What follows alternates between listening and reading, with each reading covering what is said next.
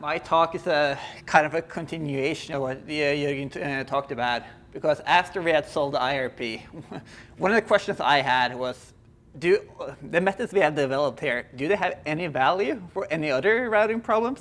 Or is it that, yeah, nice, we solved the IRP, but we can't use any of it?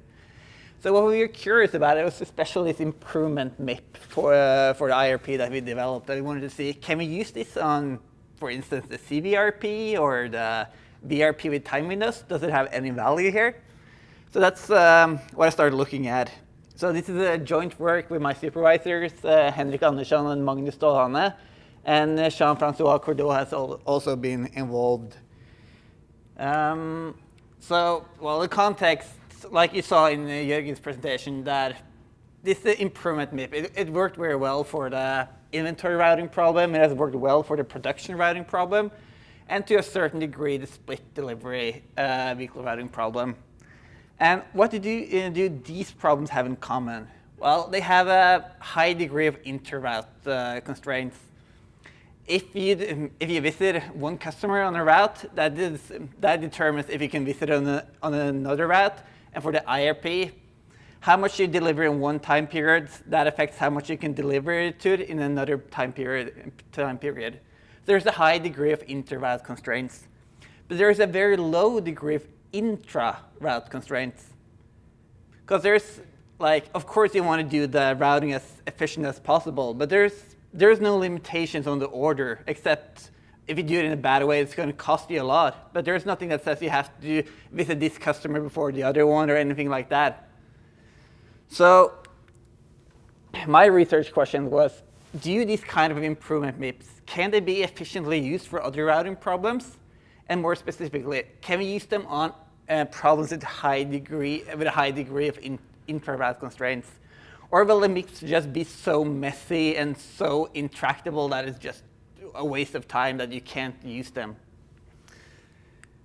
So I just started problem by problem to see if I could get anything out of it. So I started looking at the improvement MIP for the CVRP. And then I looked at the multi-trip vehicle routing problem, and then the pickup and deliver problem with time windows, and lastly the VRP with time windows. So now I'll just quick and dirty go through the problems to kind of see, is there any point of going in this direction? Can this improvement MIPs actually be used? So Jürgen already mentioned it, but I'll just recap what was the rationale behind the improvement MIP. Because usually when we have the arc flow formulation, then we can do all kinds of changes, but it comes with a cost of way too many variables. But if you do a path flow formulation, of course then we get a variable that says, do we use this route or not? So we limit the number of variables drastically. And then we can keep all other variables the same for a problem. For instance, for the IRP, we can keep all other variables the same, but we drastically lower the amount of variables by using a path flow problem. But the downside is illustrated here. If you remember when you were a kid, those toy games where you had like this wooden figure, and you're supposed to like get this figure to fit into the box. It works well if you have a perfect figure. But if the figure is slightly off, then you're going to have a bad time. And it's kind of the same with a path flow formulation. Let's say this is the optimal solution. And in your route pool, let's say here you have 2 of them, but the last route is kind of off. Then you almost have what you need, but there's something missing. And that was kind of why we came up with this improvement formulation. And when we looked at the literature, of course, a lot of people have done something similar, but most of the people have approximated what the changes will cost if you remove or insert things. So what we wanted to do was to keep the cost calculation of these changes exact. And like Jürgen showed, here we work on routes that are already defined. So we have a variable who decides, do we use this route or not? And the cost of the route is just simply calculated as driving between the different nodes. And then we introduce variables that says, do we remove a node or not? And then we have variables that decides, do we add a node or not? And the position we want to add a node to is predefined. So here, in this case, we would insert node F between node C and node D. But of course, this is only exact if we keep the nodes prior and after nodes we want to insert or remove in the model. So if we want to remove node B here, then we have to keep node A and C in the route. If we don't do that, then the whole cost calculations break apart. And the same here. Yeah, and in the improvement MIP, we keep all other variables the same. So it's only the routing we do in this sense. And after the DIMACS challenge, we improved the formulation by adding the possibility of adding clusters. Then we just have a variable for each clusters. Do we add it or not? And then we add this extra variable that says if we want to remove a sequence of nodes, then we have this variable that says that kind of adjusts the cost of removing not only one node, but several of them. So with all this in mind, we can, for a model, a pretty simple MIP for a CVRP. We only need the objective function, so it says if we use a route or not, or if and whether we remove nodes or clusters from the routes. We need some lines to keep track of the vehicle capacity to make sure we don't exceed it. We have to make sure that all nodes are visited once.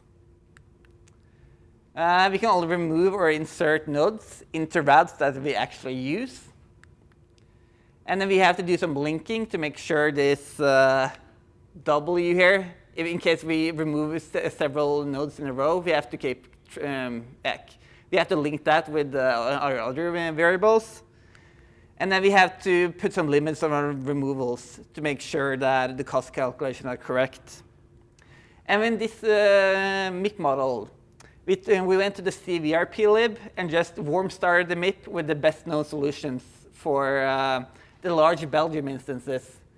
And we were able to improve 3 of them with this MIP. I think we had a time limit of 10,000 seconds. We just warm started it, turn it on, and then see, can we improve any of them? So yeah, we were able to improve 3 of them. But of course, then we get to the question.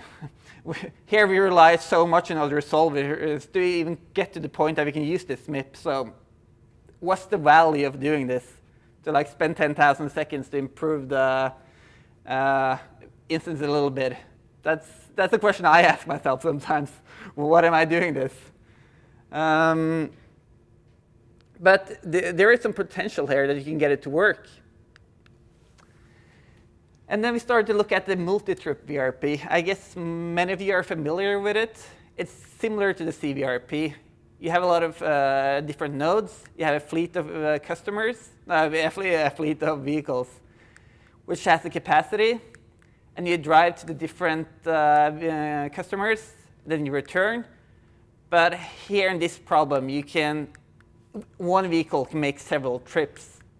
The only limit is that you have a maximum driving distance for each vehicle that you cannot exceed.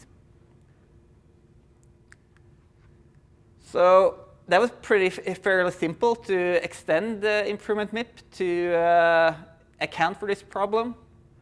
You only have to add this V index because you have to know which vehicle is performing the different routes. And you have to then you have this T variable here to keep track at what time did route V end for vehicle V. As long as you add that, you just need to add a constraint here to make sure you don't exceed the maximum length.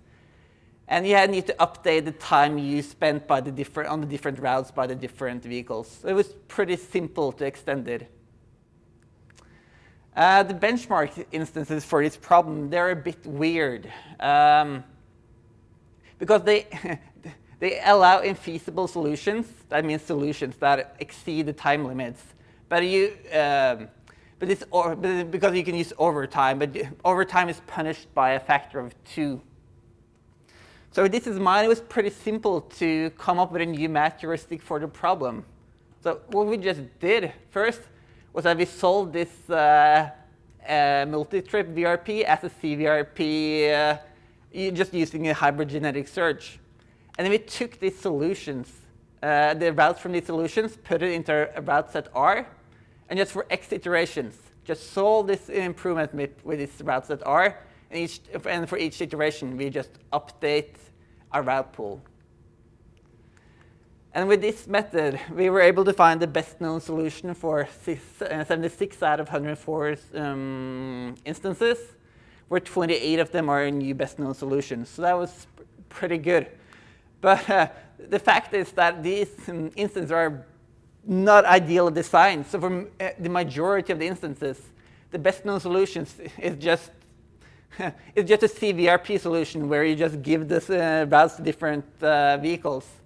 So many of the new best known solutions we found wasn't because of the improvement MIP. It was just more of the way the instances were designed. But still, the results were pretty good, so that was promising.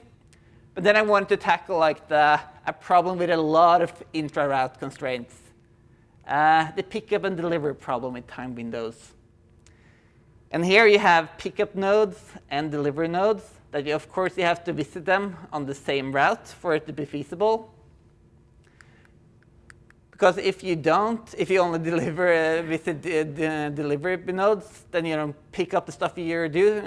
So you can't do that. And of course, you have time windows here that you need to respect.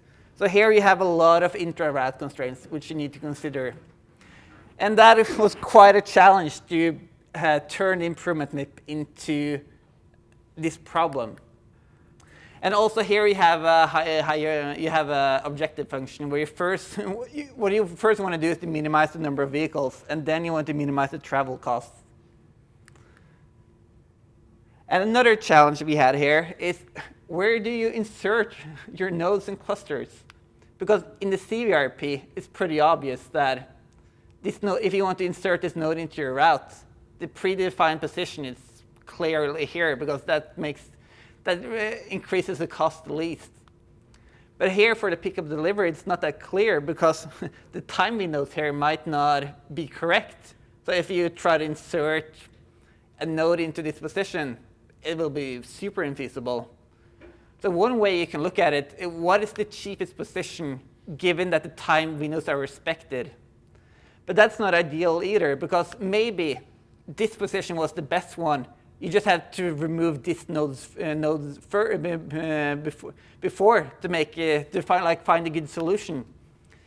So the way we did it, it was kind of a compromise. Is that we took each route in our route pool, and then we made several versions of it where we removed one-on-one node pair, and then we try to insert pickup delivery nodes into the position that is where it's feasible, given that we have removed one node. So in this case, we were able to insert a lot more customers than if we just kept the original routes. But of course, it comes with the cost of an increased route pool or increased size of the route pool. So the problems become slower to solve. And the MIP is messy. There's a lot of big M's here that really, it's a very weak formulation. So the MIP becomes very slow to solve. So I tried my best for a long time to try to get this MIP into a bigger math heuristic and see if we can get anywhere. But the conclusion is it's not performing so well. But what we wanted to see if, in the same way as for the CVRP, if we warm start a PDP instance with this, if we warm start this model with the best known solution, Are we able to improve any of the best known solutions? And there are two benchmark sets for the PDP time window problem. And the most known ones is the Lee and Lim benchmark instances, which have been around for a long time, which Sintef is keeping track of. So there are 356 instances. And here we were able to improve one of them with our improvement MIP. And for this new set from Sartori and Boreal, there are 300 instances. And here we were able to improve 113 of them.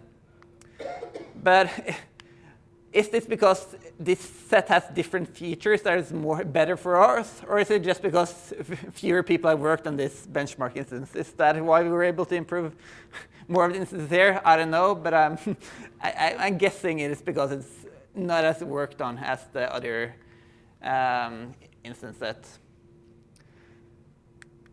So lastly, I wanted to look at the VRP with time windows to see if we could use the improvement MIP.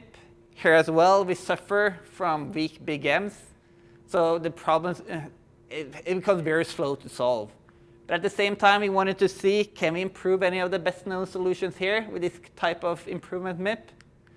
So we went to the CVRP lib, and there are, for the Homburger and Gehring instances, there are 300 benchmark instances, where roughly 100 of them are already solved to proven optimality. And here we're able to find 24 new best known solutions. So to go back to the research questions I asked in the beginning, can these types of improvement MIPs be efficiently used for other routing problems than the IRP?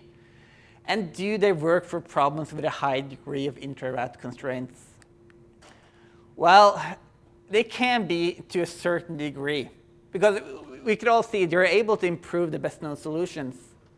But for the more advanced problems, or the problems with high intra-route degree of intra-route constraints, they become very slow. And there's a question, is it better to use this kind of improvements MIPs than just the normal average local search? Do these kind of improvements MIP add anything that just running a normal local search for a long time will give you?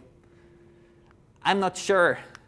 And what we saw is that these types of improvement MIPs they're most efficient when they can be used as a part of a larger math heuristic.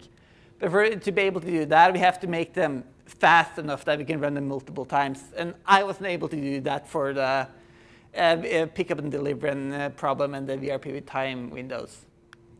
And then my question is, OK, I can now show you, oh, look at me, I improved so many best known solutions. But is there really any value to it? Or is it, am I just playing with myself, kind of in the community? Look at me, I found a new best known solution. But does it really, like doing this, does it really add anything? And that's a kind of an open question, because I kind of spent some years of my PhD now doing this, and I sometimes ask myself, do this actually bring any value to the table? Or am I just playing with myself? Or that's probably not how you say it in English, but am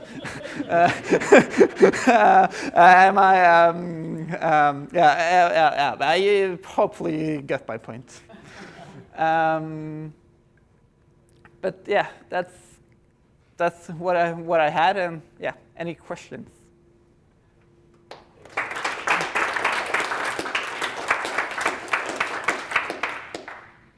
That was great. Any questions for Simen?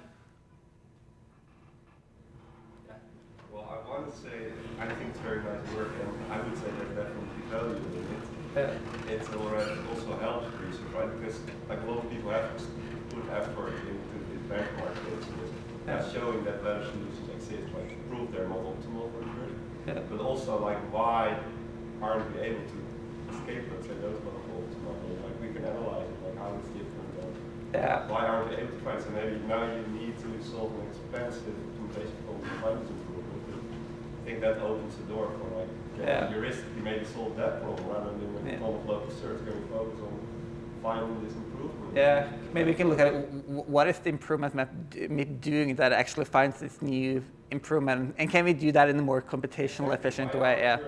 Finding that improvement, like people have tried and spent a lot of compute, I think, on these programs. And so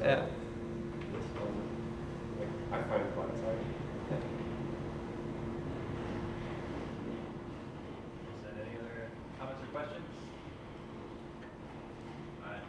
We're having a silly lunch. Thank you, Simon. Thank you.